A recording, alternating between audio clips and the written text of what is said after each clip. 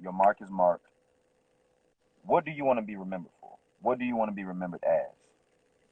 Professionally, at the end of the day, like, what's your goal to reach out? I get it.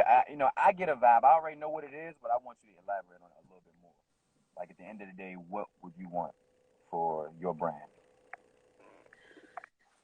I am here to share my knowledge and my philosophy, which also draws from the knowledge from the very, very old times. I'm here to spread the positive energy to the world. And I want to be remembered as that philosopher and teacher who is speaking through music, because this is the language of today. Right. And I am hoping that my music can heal people's souls, especially in our times. And at the same time, it can speak to them. So I'm writing the story of our time. I'm unfolding, as I call it, the musical book that I'm writing. So every album is like a chapter in this book.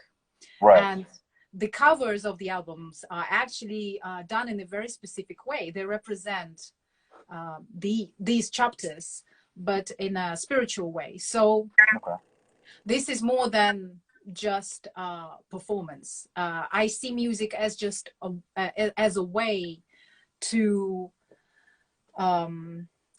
share this message that I have. Let's say 200 years ago, it would have been a book, and now it's a musical book. Right. There's different ways. Yeah. Nah, go ahead. That's my fault. Yeah. So I know exactly from the early childhood, I had a sense of what I came here to do.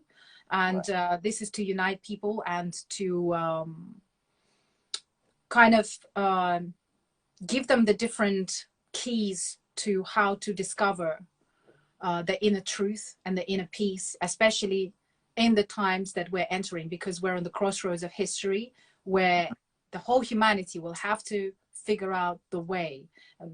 It's literally standing on the crossroads of two paths. And one path is where people could take the technology the wrong way.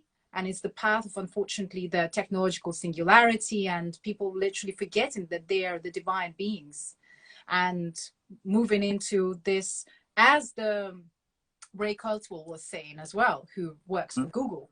The technological singularity is the time where humanity doesn't know where it's going to lead, where AI becomes more powerful than any human on Earth.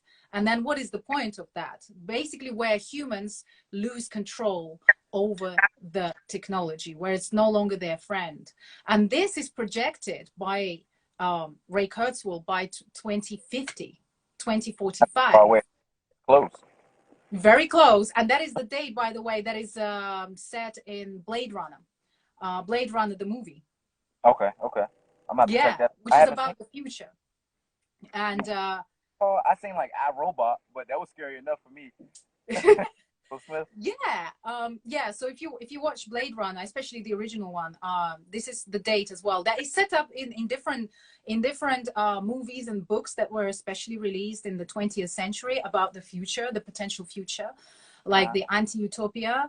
But this is one of the ways. The other way is when humans realize their potential together, use the technology to connect, use the technology the right way to communicate, no matter what religion, background somebody is coming from, a way to actually unite the forces. And it's all about the power of the people. So I want my music to be the representation of the power of the people and the power of the mind.